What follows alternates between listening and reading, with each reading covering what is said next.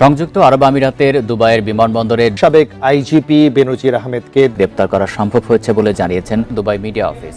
পুলিশের সাবেক মহাপরিদর্শক বেনজির আহমেদ দুবাইয়ে গ্রেফতার হয়েছেন। দুর্নীতি দমন কমিশনের মামলায় ইন্টারপোলের সহযোগিতায় তাকে গ্রেফতার করেছে দুবাই পুলিশ।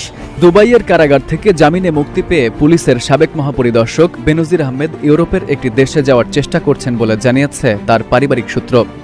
জামিন পেলেও যে কারণে বাঁচতে পারবেন না বেনজির আহমেদ, এই জামিন বেনজির আহমেদের জন্য কোনো স্থায়ী স্বস্তি বা রেহার পথ তৈরি করছে না। বাংলাদেশের সাবেক পুলিশ মহাপরিদর্শক বেনজির আহমেদকে জামিন বাতিল ও তাকে দেশে ফিরিয়ে আনতে কাজ শুরু করে দিয়েছে বাংলাদেশ সরকার। আর এজন্য দুবাইয়ে ল ফার্ম নিয়োগ করা হয়েছে সরকারের পক্ষ থেকে। সাথে সাথে আমি হোম সেক্রেটারির সাথে কথা বলেছি।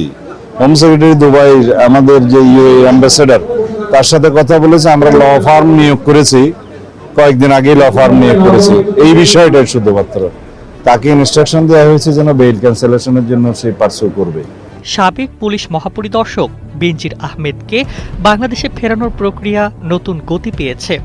দুদকের দাবি, নীতিগতভাবে বন্দি প্রত্যর্পণে সম্মতি দিয়েছে আমিরাত। দর্শক বেনজির আহমেদকে দেশে ফেরানো এখন পুলিশের আইনজীবী বেনজির আহমেদ সে কিন্তু দুবাইতে গ্রেফতার হওয়ার পর বাংলাদেশে কিন্তু সংসদের মধ্যে সালাউদ্দিন আহমেদ এটা বলেছিল যে এই বেনজির আহমেদের যত অপকর্ম, দুর্নীতি এবং যত অপরাধের আমলনামা আছে সেটি কিন্তু আমরা দুবাইতে পাঠানো হয়েছে এবং দুবাইয়ের আদালতের কাছে এটা দাবি করা হয়েছে যাতে বেনজির আহমেদকে গ্রেফতার করে অতি শীঘ্রই যাতে বাংলাদেশে ফেরত পাঠানো হয়। এরপরে কিন্তু বাংলাদেশের জনগণে এটা আশা করে রয়েছিল যে এই বেনজির আহমেদকে কবে বাংলাদেশে ফেরত পাঠাবেন এবং তাকে বিচারের মুখোমুখি করা হবে। এরই মধ্যে কিন্তু এই বেনজির আহমেদ দুবাইতে জামিনে বেরিয়ে এসেছে এবং বেরিয়ে আসার পরে সে কিন্তু একের পর এক পায়তারা শুরু করে দিয়েছে এবং পরিকল্পনা শুরু করে দিয়েছে যে কিভাবে দুবাই থেকে পালিয়ে অন্য দেশে যাওয়া যায়। এরপরেই কিন্তু এই বেনজির আহমেদ দুবাই থেকে পালিয়ে অন্য দেশে যাওয়ার পথে কিন্তু হাতে নাতে আবারও ধরা পড়েছে এই আইনজীবী বেনজির আহমেদ। তো দর্শক, এই বিষয় দেখেছেন ভিডিও শুরুতে কিছু অংশ শিরোনামের মাধ্যমে, এবার দেখুন বিস্তারিত পুরো ভিডিও জুড়ে। এই বিষয়গুলো দেখার পূর্বে আপনাদের কাছে একটা অনুরোধ, আমার চ্যানেলে যারা নতুন আসছেন চ্যানেলটিকে সাবস্ক্রাইব করে দিয়ে অল ক্লিক করে পাশে থাকা বেল আইকনটি বাজিয়ে দিবেন, তাতে করে আমার চ্যানেলের আপডেট নিউজগুলো সবার আগে আপনাদের কাছে গিয়ে পৌঁছাবে। তো দর্শক, চলুন দেখে আসি পুলিশের আইনজীবী বেনজির আহমেদ দুবাই থেকে পালিয়ে অন্য দেশে যাওয়ার পথে আবারও হাতে নাতে ধরা পড়েছে, সেটা আমরা দেখব। তার আগে চলুন দেখে আসি এই বাংলাদেশের সংসদে সালাউদ্দিন আহমেদ এই বেনজির আহমেদের যত অপকর্ম, দুর্নীতি এবং অপরাধের আমলনামাটি সেটি দুবাইয়ের কাছে পাঠিয়ে এবং দুবাইয়ের কাছে আদালতে দাবি করেছে যে বেনজির আহমেদকে অতি শীঘ্রই যাতে বাংলাদেশে ফেরত পাঠানো হোক। সেই বিষয়টা আগে আমরা চলুন দেখে আসি। এই বিষয়টা দেখে পরবর্তীতে ওই বিষয়টা দেখবো। আর ধৈর্য ধরে একটি লাইক করে সম্পূর্ণ ভিডিও মনোযোগ সহকারে দেখতে থাকুন এবং আপনার মতামত কমেন্ট বক্সে লিখতে থাকুন। যদি প্রমাণ করতে পারেন তাহলে আমার এবং আমার পরিবার হাসি মুখে সেই ব্যক্তিকে বা সেই গ্রুপকে আমরা সে সম্পত্তি বিনা পয়সা লিখে দেবো। 6 দিন আগেই অর্থাৎ 27 জুলাই থেকে নানা মাধ্যমে খবর আসে দুবাইয়ে জামিন পেয়েছেন সাবেক পুলিশ প্রধান বেনজির আহমেদ। তবে আনুষ্ঠানিক কোনো ঘোষণা আসেনি, নিশ্চিত করতে পারেনি সরকারের কোনো অংশ। 2 আগস্ট দুপুর থেকে দেশের সংবাদ মাধ্যমের শিরোনাম বেনজির। প্রতিবেদনগুলোতে বলা হয় 27 জুলাই জামিন পেয়েছেন বেনজির, দুবাইয়ের কারাগার থেকে মুক্তি পেয়েছেন 30 জুলাই। দিনভর আলোচনার মধ্যে বিকেলে বেনজির ইস্যুতে সাংবাদিকদের মুখোমুখি হন স্বরাষ্ট্রমন্ত্রী। জানান, আওয়ামী লীগ সরকারের সময় প্রভাবশালী হয়ে ওঠা বেনজির জামিন পেয়েছেন, তবে থেমে নেই সরকারের চেষ্টা। আমি খবর পেয়েছি তাকে অন কন্ডিশন এখানে তার লিভ না করার শর্তে বেইল দিয়েছে। কি শর্ত আমি সার্টিফাইড কপিটা জোগাড় করতে বলেছি এবং আমাদের যে ল ফার্ম নিয়োগ হয়েছে তাদেরকে আমরা ইনস্ট্রাকশন দিয়েছি যেন এই বেইল ক্যান্সেলেশনের জন্য তারা পার্সু করে। আমরা আশা করছি এগুলো আমরা বেইল ক্যান্সেল করতে পারবো এবং দ্রুততম সময়ে তাকে ফেরত নিতে পারবো। বেনজিরকে ফিরিয়ে এনে বিচারের মুখোমুখি করার হুঁশিয়ারি দিয়েছেন পররাষ্ট্র প্রতিমন্ত্রী শামা ওবায়েদ।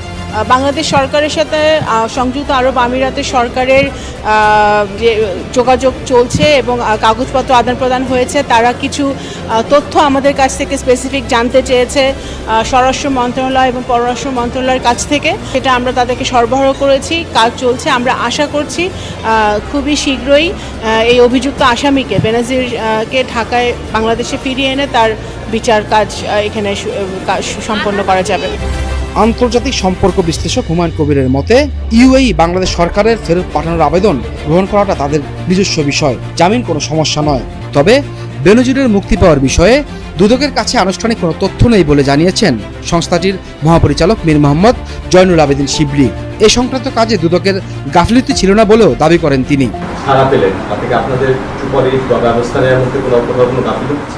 আমার মনে হয় না। আইনগত যে বিষয়গুলি আছে নিশ্চয়ই সবাই মিলে আমরা খতিয়ে দেখব। মানে আমাদের এখান থেকে যা যা পাঠানোর যা যা করার আমরা সবই করি। 2024 সালের শুরুর দিকে বেনজিরের সম্পদ অনুসন্ধান শুরু করে দুর্নীতি দমন কমিশন। তবে ওই বছরের 4 মে পরিবারসহ দেশ ছাড়েন তিনি। এরপর সরকারের পক্ষ থেকে জানানো হয় দুর্নীতির মামলা ইন্টারপোলের মাধ্যমে তার বিরুদ্ধে জারি করা হয়েছে রেড নোটিশ। চলতি বছরের 12 জুন দুবাই তাকে আটক করে স্থানীয় কর্তৃপক্ষ। গত 12 জুন 2026 তারিখে সংযুক্ত আরব আমিরাতের স্বরাষ্ট্র মন্ত্রণালয়ের directorate general of federal criminal police, national central bureau NCB, Abu Dhabi হতে প্রেরিত একটি ইমেইলের মাধ্যমে বাংলাদেশ সরকারকে জানানো হয়েছে যে দুর্নীতি মামলায় অভিযুক্ত বেনজির আহমেদকে সংযুক্ত আরব আমিরাত পুলিশ কর্তৃক গ্রেফতার করা হয়েছে। এরপর সরকারের পক্ষ থেকে জানানো হয় কূটনৈতিক চ্যানেলে সাবেক আইজিবিকে ফেরানোর আনুষ্ঠানিক আবেদন করেছে সরকার। মামলার সব নথিপত্র পাঠানো হয়েছে সংযুক্ত আরব আমিরাতেও। আমরা আশা করি ইউএই গভর্নমেন্ট যথাযথ প্রক্রিয়া অনুসরণ করে খুব শিগগির তাকে ফেরত দেওয়ার ব্যবস্থা করবেন। আমরা পার্সুয়েশনে থাকি। যদিও গত 26 জুলাই স্বরাষ্ট্রমন্ত্রী বলেছিলেন নথিপত্র পাঠানোর পরে দুবাই পুলিশের পক্ষ থেকে কোনো প্রতিক্রিয়া পাওয়া যায়নি। প্রথমবার তারা 30 দিনের ভিতরে যে কাগজপত্র চেয়েছিল আমরা 3 দিনের ভিতরে পাঠিয়েছি, সেটা ওখানে শেষ। এরপরে তাদের রয়্যাল কোর্ট যেটা ইউএই, তারা আদালত থেকে আর কয়েকটা বিষয় জানতে চেয়েছেন, সেই রিপ্লাইগুলো আমরা দিচ্ছি, 2 দিনের ভিতরে যাবে। জামিন পেলেও বেনজির আহমেদের ওপর কঠোর বিধিনিষেধ আরোপ করেছে দুবাই আদালত। সংশ্লিষ্ট একটি সূত্র জানিয়েছে জামিনের শর্ত হিসেবে তার পাসপোর্ট আদালতে জমা রাখা হয়েছে। আদালতের অনুমতি ছাড়া তিনি সংযুক্ত আরব আমিরাতের বাইরে যেতে পারবেন না। ফলে জামিন পেলেও আপাতত তার দেশ ত্যাগের কোনো সুযোগ নেই। বেনজির সাহেব একটা বেল পেয়েছেন আরব আমিরাতে, তো সেখানে ওই দেশের জুরিসডিকশনে যদি তার বিরুদ্ধে কোনো মামলা থাকে সেখানে ওনার বিরুদ্ধে প্রসিডিং হতে পারে, বেল হতে পারে। এটা বাংলাদেশ সরকারের কোনো কনসার্ন না। ওখানে যে মামলাটা হয়েছে ওনার বিরুদ্ধে, ওখানকার সরকার কেন করেছে বা কোনো ইন্ডিভিজুয়াল করেছে কিনা, এটা related to that jurisdiction, not to related to Bangladesh jurisdiction. But what Bangladesh government can do, Bangladesh government যেটা করতে পারে সেটা হলো এক্সট্রাডিশন প্রসিডিং ইনিশিয়েট করতে পারে। বিকজ তার বিরুদ্ধে কনক্রিট এভিডেন্স আছে, হার্ড এভিডেন্স আছে, এবং সে মানি লন্ডারিং করেছে, বিভিন্ন ধরনের ক্রাইমের সাথে জড়িত ছিলেন। সেই প্রেক্ষিতে উনি বাংলাদেশ সরকার ওইখানে এক্সট্রাডিশন। দর্শক, এই পুলিশের আইনজীবী বেনজির আহমেদ কিন্তু আওয়ামী লীগের আমলে শেখ হাসিনা যখন ক্ষমতায় ছিল, শেখ হাসিনার সাথে থেকে বাংলাদেশে যত অপকর্ম, দুর্নীতি এবং লুটপাট সহ মানুষের জনগণের যত ক্ষয়ক্ষতি আছে সব কিছুতে কিন্তু এই পুলিশের আইনজীবী বেনজির আহমেদ কিন্তু ছিল। কিন্তু জুলাই গণঅভ্যুত্থানের সময় শেখ হাসিনা যখন দেশ ছেড়ে পালিয়ে গিয়েছে, এই বেনজির আহমেদ কিন্তু তারপর পরই দেশ ছেড়ে পালিয়ে দুবাইতে চলে গিয়েছিল। এবং দুবাইতে পালিয়ে যাওয়ার পরে কিন্তু দুবাই পুলিশের হাতে এই বেনজির আহমেদ কিন্তু ধরা পড়েছিল, যে কারণে এই বাংলাদেশের সংসদ ভবনে সালাউদ্দিন আহমেদ সংসদে দাঁড়িয়ে এটা বলেছিল যে বেনজির আহমেদ যত অপকর্ম, দুর্নীতি এবং অপরাধে যত আমলনামা আছে সেটা কিন্তু দুবাইয়ের আদালতে পাঠানো হয়েছে এবং আদালতের কাছে এটা রিকোয়েস্ট করা হয়েছে যে বেনজির আহমেদকে গ্রেফতার করে যাতে বাংলাদেশে ফেরত পাঠানো হয়।